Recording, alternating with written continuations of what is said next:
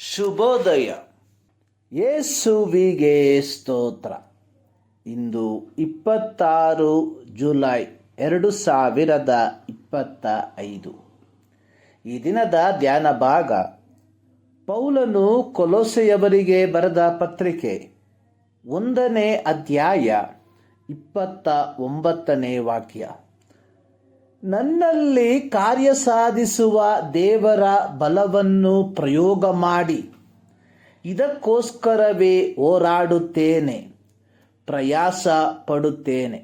ಪೌಲನು ಗಮಲಿಯೇಲನ ಶಿಷ್ಯತ್ವದಲ್ಲಿ ಬೆಳೆದು ಬಂದ ನಂತರ ಧರ್ಮಶಾಸ್ತ್ರದಲ್ಲಿ ಅತ್ಯಾಸಕ್ತಿಯುಳ್ಳವನಾಗಿ ಒಬ್ಬ ಫರಿಸಾಯನಾಗಿ ಜೀವಿಸುತ್ತಿದ್ದನು.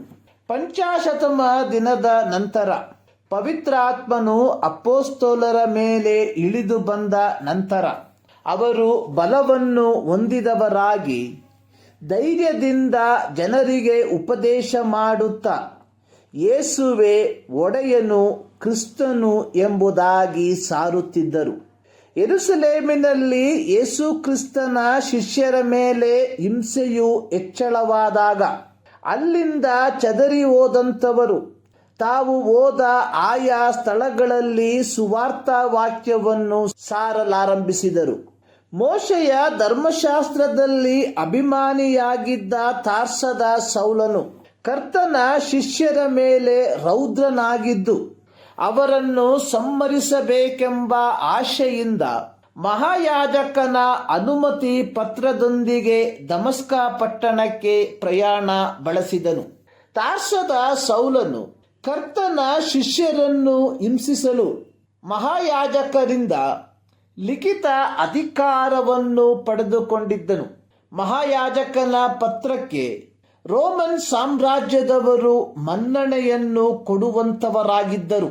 ಇಂತಹ ಅಧಿಕಾರಯುಕ್ತವಾದ ಪತ್ರದೊಂದಿಗೆ ದಮಸ್ಕಕ್ಕೆ ಪ್ರಯಾಣಿಸಿದ ತಾರ್ಸದ ಸೌಲನು ದಮಸ್ಕದ ಪುರದ್ವಾರದಲ್ಲಿ ಮಧ್ಯಾಹ್ನದ ಮಟ ಬಿಸಿಲಿನಲ್ಲಿ ಆಕಾಶದೊಳಗಿಂದ ಬಂದ ಒಂದು ದೊಡ್ಡ ಬೆಳಕನ್ನು, ಅದರೊಂದಿಗೆ ಸೌಲನೇ ಸೌಲನೇ ಎಂದು ಕರೆಯುವ ಶಬ್ದವನ್ನು ಕೇಳಿದನು.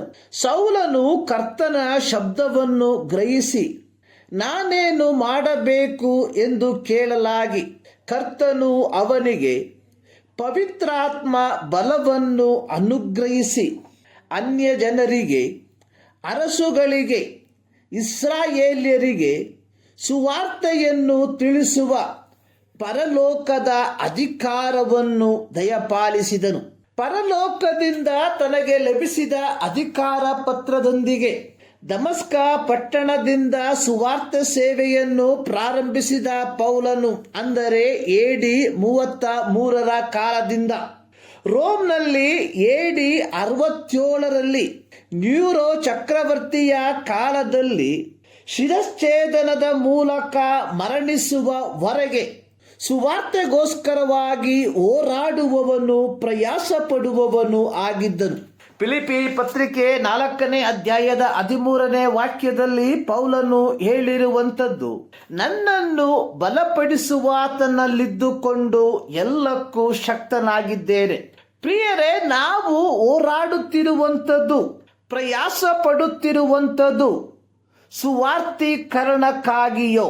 ನಮ್ಮ ಹೋರಾಟ ದೇವಜನರನ್ನು ಕ್ರಿಸ್ತನ ಮುಂದೆ ಪರಿಪೂರ್ಣರನ್ನಾಗಿ ನಿಲ್ಲಿಸುವುದಕ್ಕೋ ಅಥವಾ ನಮ್ಮ ಹೋರಾಟ ಲೌಕಿಕತೆಗಾಗಿಯೋ, ಸ್ಥಾನಮಾನಕ್ಕಾಗಿಯೋ?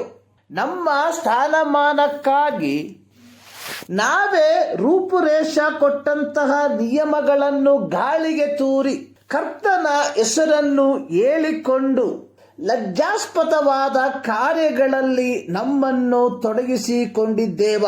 ಈ ಮುಂಜಾನೆಯಲ್ಲಿ ಸರ್ವಶಕ್ತನಾದ ದೇವರು ಈ ಮಾತುಗಳ ಮೂಲಕ ನಿಮ್ಮನ್ನು ಆಶೀರ್ವದಿಸಲಿ.